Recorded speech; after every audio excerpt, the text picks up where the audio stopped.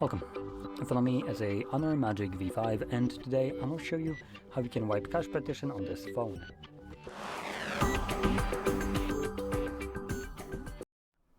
So, to get started, hold power button and volume up, and this brings up your boot options. Select power off, and when the device turns off, again hold the same buttons together, power button, volume up. You can let go of the power button when you see the Honor logo on the screen.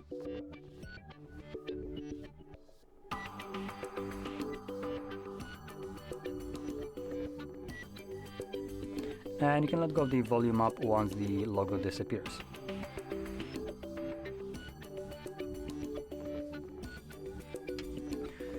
As you can see, this takes us to the recovery mode. So in here, select clear data and then select wipe cache partition. And you can see it's very quickly finished. So here we can go back and then select restart. And this will bring us back to Android.